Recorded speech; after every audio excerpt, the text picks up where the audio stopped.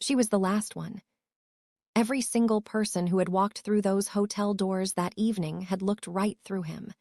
Businessmen in tailored suits, couples wrapped in expensive perfume.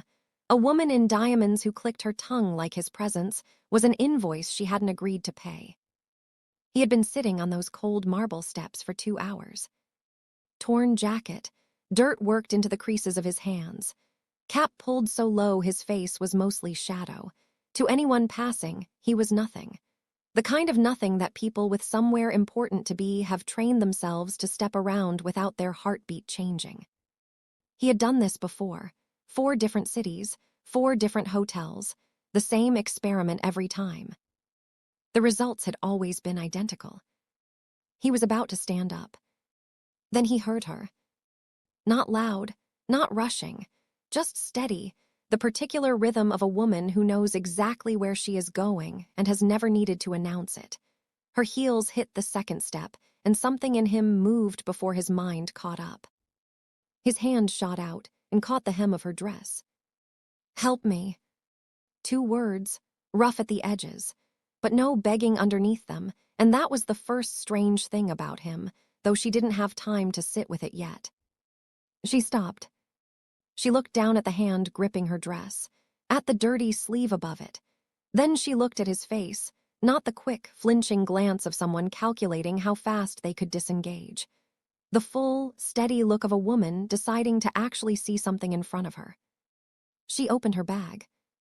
No hesitation, no searching for the smallest bill to quiet her conscience, no glancing around to see if anyone was watching her be generous.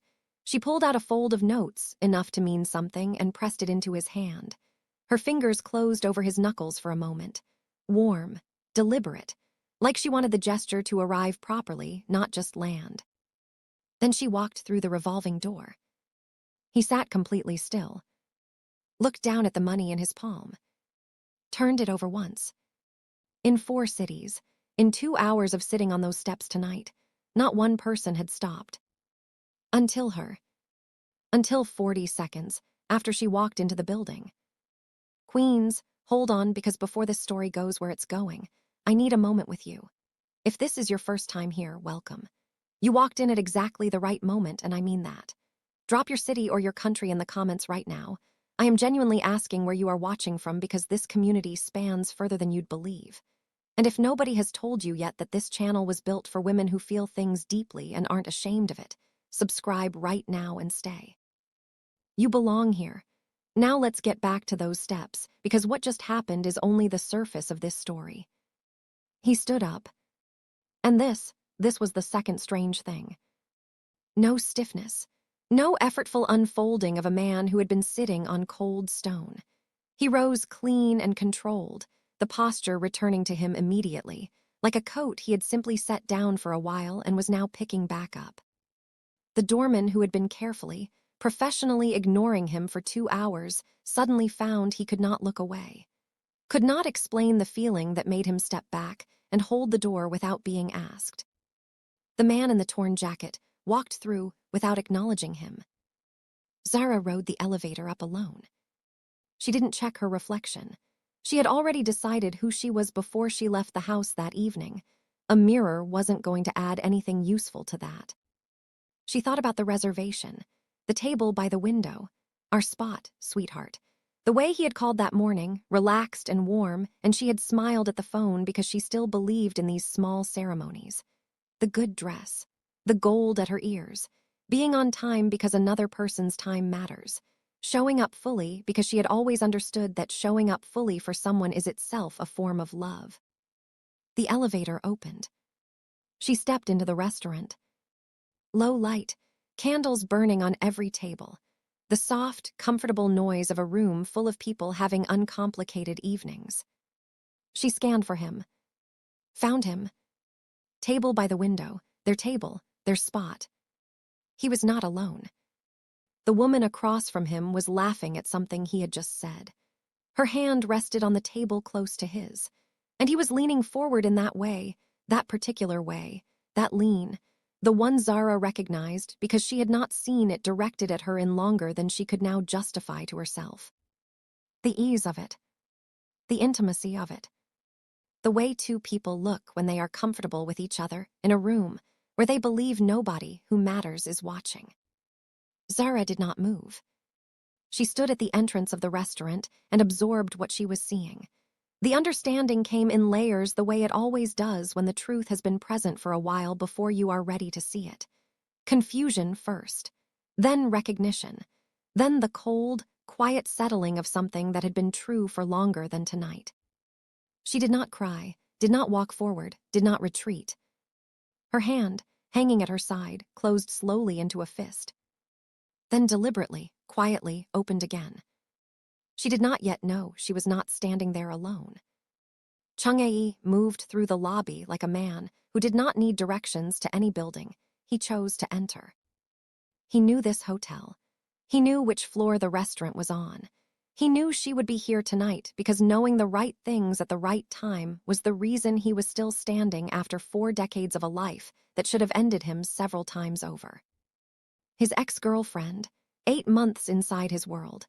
She had learned the architecture of his trust the way a skilled thief learns a building, slowly, patiently, memorizing where the lights were and where the gaps were and what moved in the dark. And then she had sold what she found to people who paid generously for it. 3 of his people had paid a different price. He was not here for a scene. He did not do scenes. He stepped into the restaurant. He saw Zara first. Not because she was the only striking woman in the room, though she was. Because she was the only person in the room who was completely, unnaturally still in a way that did not belong to rest or calm. It was the stillness of someone holding something enormous with both hands because they know if they set it down wrong it will shatter. He followed her gaze. The table by the window. A man leaning toward a woman with unmistakable ease, her hand near his, her laugh carrying faintly across the restaurant. The woman was his ex-girlfriend. Chang'e stood at the entrance and said nothing. Zara stood several feet away and said nothing, both of them staring at the same table, processing entirely different wounds that had somehow arrived at the same address on the same night. Then, slowly, they both turned their heads at the same moment. Their eyes met. The man from the steps. The woman from the steps. Neither one looked away. He crossed the distance between them, not toward the table, toward her. His voice came low enough to belong only to this small space between them. Don't give them the satisfaction of watching you stand. Something moved in her face. Not breaking, not yet. Something closer to the involuntary exhale of a person who has been holding their breath underwater and just heard someone acknowledge the water is rising. You followed me, she said. I was already coming here. A pause. You just arrived first. She looked back at the window. The woman he's with. Is mine, flat finished. Then the correction was. She processed this. Looked at him again, the torn jacket, the posture inside the torn jacket, the way the staff kept glancing at him with that specific unease that surrounds power they cannot name or categorize. Who are you? He didn't answer quickly. He looked at her, the directness of the question, the absence of performance inside it. Someone they both forgot to think about, he said. Across the restaurant, the husband looked up from his phone. The ex-girlfriend reached over and touched his hand. Small gesture, casual, the ease of repetition, of someone who has done this enough times that it no longer feels deliberate. From the entrance, Zara watched that small, practiced gesture and understood everything about duration that she needed to know. Not a recent mistake still finding its edges. Something settled. Something that had developed its own comfortable rhythms while she was being on time and wearing the good dress and believing in small ceremonies. Her breath did not change. Chang'e was watching her face, not the table. He said nothing, but he did not look away from her. Then the ex-girlfriend laughed at something, tossed her hair back with the casual confidence of a woman who considers herself safe, and her gaze, sweeping the restaurant in that instinctive way, landed on the entrance. On Chang'e. The laugh stopped in the middle of itself. Not fatting, stopping like a wire cut. Whatever color was in her face found somewhere else to be. Her hand, still touching the husband's, went completely rigid. He felt it, turned to follow her eyes. He saw a man in a torn jacket standing at the restaurant entrance, utterly still, watching the table with the patient, settled attention of someone who has been waiting for exactly this moment to arrive. He saw, standing beside that man, a woman in a burgundy dress. His wife. The table became a completely different place than it had been 20 seconds ago. Nobody moved. The four of them held the room in a silence that the other guests hadn't registered yet, but would in a moment. The husband was frozen between the impulse to stand and the knowledge that standing confirmed what sitting was already confirming. There was no good move available. He was only now understanding this fully. The ex-girlfriend's eyes were locked on Chung-ae, calculating behind the stillness, looking for the exit that did not exist. Zara had not moved. She was looking at her husband now with an expression that was not anger, not yet. Something quieter and more permanent than anger. The look of a woman filing something in the part of herself that does not forget and does not revisit and does not negotiate. The husband made his decision. He pushed back from the table, stood, straightened his jacket, the automatic reflex of a man reaching for authority he no longer had access to. He crossed the restaurant toward Zara, and every step he took told a story about what he believed was still possible in the next few minutes. He stopped in front of her. He glanced at Chung-ae once, that instinctive male assessment that retreated almost immediately into something confused, because the man in the torn jacket held his gaze with the flat, total disinterest of someone who does not need to win this particular exchange. He turned back to his wife. It's not. Zara raised one hand. Small, quiet, it stopped him like a wall. Don't. No volume, no trembling edge, no performance of tears being held back, said from the place in a person where the decision is already made and the words are simply confirming it out loud. Across the restaurant, the ex-girlfriend had made her own calculation. She rose, smoothed her dress with the practiced precision of a woman who has always used composure as currency, walked toward the entrance with the measured movement of someone choosing confidence as their only remaining strategy. She stopped close enough that the four of them formed a shape in the entrance that other guests were now beginning to notice. She looked at Chung-ae. He looked at her. And what she found in his face was the thing that finally destroyed the performance. Not rage, not hurt, not the satisfying proof of her power over him that some buried part of her had been quietly wanting for 3 months. Nothing. A cold, complete clarity. The expression of a man who has already finished with something and is simply observing the final steps of its conclusion. Chung-ae. I know everything. Quiet, conversational. I've known for 2 months I needed to see if you'd keep going. He let that sit. You did. That answered my last question. Her eyes moved sideways to Zara. Fast. The pivot of a woman looking for a way to redistribute the weight in the room. And who is this? Her gaze moved pointedly over the torn jacket, the implication loaded and deliberate. Someone you found on the street. Zara looked at her with the steady patience of a woman who has never needed volume to make a point land. Chung-ae tilted his head slightly.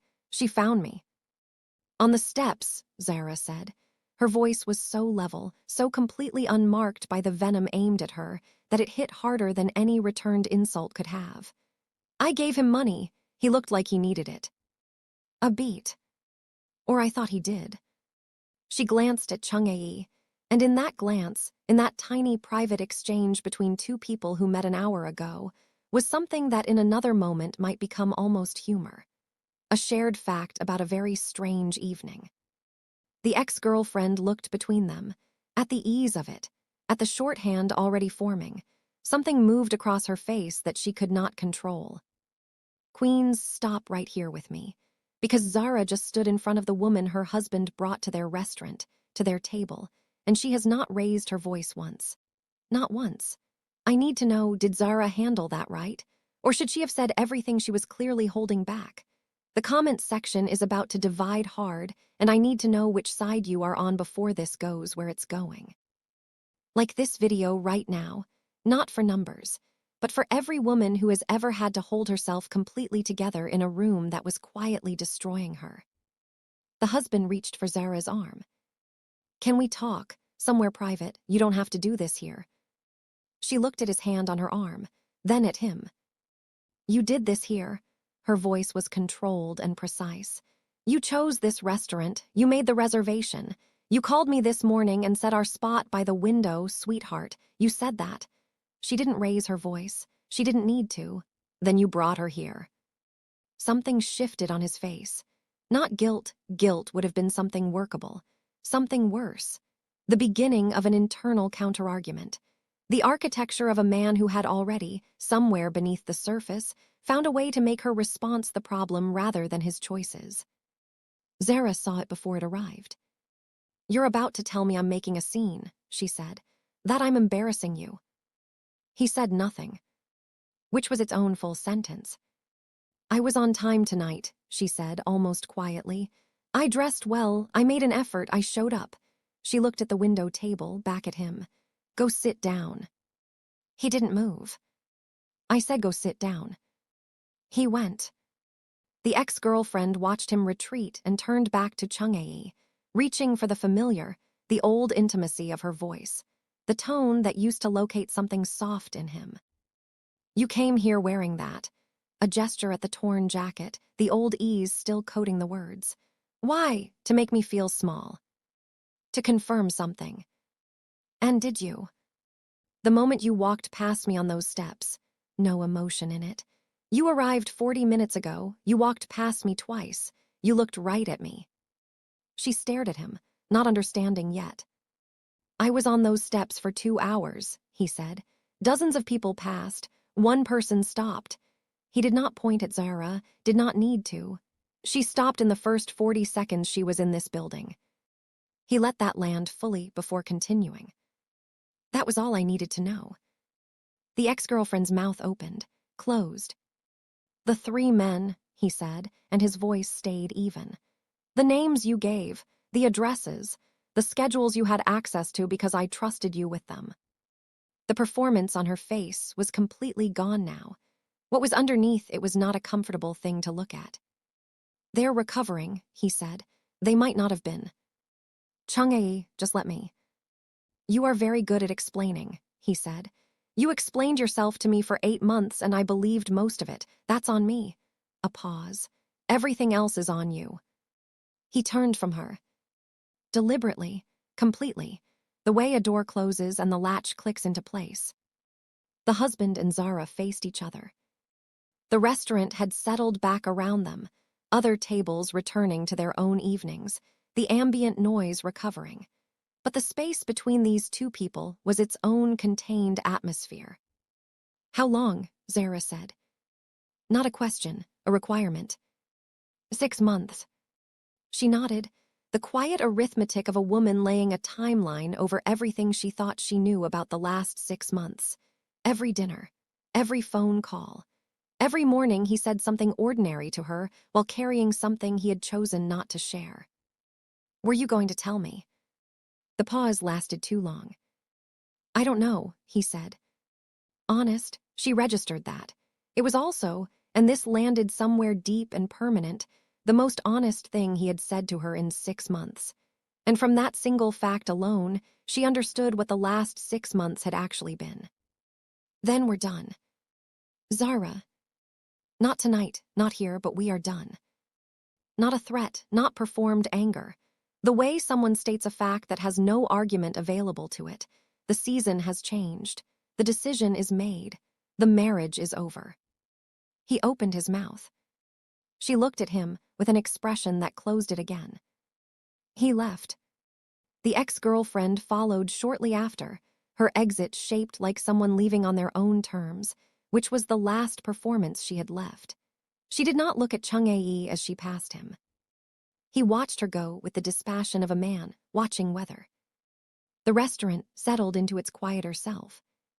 Chang'e and Zara stood near the entrance, not quite together, not quite separate. The particular distance of two people who have been through something sideways and are standing on the other side of it without a map. You could have said something to him, Zara said. You had every reason. It wasn't mine to say. She looked at him. You're not what you looked like on those steps. No. Not even slightly. No. A pause with texture in it. Does that change anything? She asked.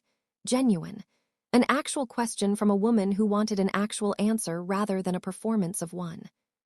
He thought about it. She noticed that he took the time, didn't reach for the ready answer, the smooth response. For most people it does, he said. For you, he looked at her with the same direct attention he'd had since his hand closed on her dress. I don't think so. Why not? Because you gave money to a man in rags without checking whether anyone was watching you do it. She was quiet. That is who you are when nobody is keeping score, he said. That doesn't change based on what you find out about the person you gave it to. The maitre d' arranged a corner table without being asked. The professional grace of a man trained to read the atmosphere of difficult evenings and move accordingly. They sat. The menu lay unopened between them. The three men, Zara said. She wasn't sure why she went there first. Something about needing to understand the full dimensions of who she was sitting across from before anything else. Recovering. But they might not have been. No, they might not have been. She looked at her water glass. You came all the way here, wearing those clothes, sitting on those steps for 2 hours, just to tell her that you know, just that, nothing more. Yes. Why not more? She looked up directly. You clearly could have. He met her eyes and held them. I know, a real pause. But the part of me that knows I could, that's exactly the part I've been working to make smaller. The silence that followed asked to be respected. She respected it. How is that going? She asked. Something moved in his face. Not a smile, something more earned than a smile. Something that looked like it had cost him time to get to. Some nights better than others, he said. Tonight. He looked at her across the table. Tonight is a better night. Midway through the meal, in one of the pauses that belonged to comfort rather than awkwardness, Zara looked at the table by the window. Cleared now, white tablecloth reset, candle still burning. She looked at it for a while without speaking. I had a reservation at that table, she said. It was supposed to be a good evening. It can still be. She looked at him. He gestured, small, unhurried, no pressure, toward the window. The choice entirely hers. He did not reach for her arm, did not lean the decision in any direction. He simply indicated what was possible and waited. She looked at the window table, at the candle still burning as if nothing had happened around it, at the city outside the glass, indifferent and continuous and beautiful in the way cities are regardless of what takes place in the rooms overlooking them. She stood. He stood. They crossed the restaurant together, not rushing, and she sat in the chair with the better view, the one she would have chosen regardless, and the window gave them both back to the room in the candlelight of an evening that had somehow survived itself. The menu was open. Neither of them looked at it. Your name, he said. A request offered the way things should be offered without pressure attached to it. She told him. He told her his. She received it without performance.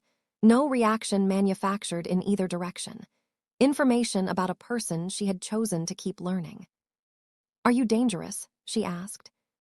Yes, clean, no softening of the edges. She nodded once. Are you honest? A pause with weight. More than I used to be, he said. Less than I intend to be. That is a more honest answer than most people who call themselves honest would ever give. I know. She looked at the menu. Then we can eat. Something changed in his face. The room where the light comes on thing she had noticed earlier, more settled now, less surprised by itself. You are not afraid of me, he said. I'm afraid of plenty. She turned a page without looking up, just not of things that announce themselves honestly.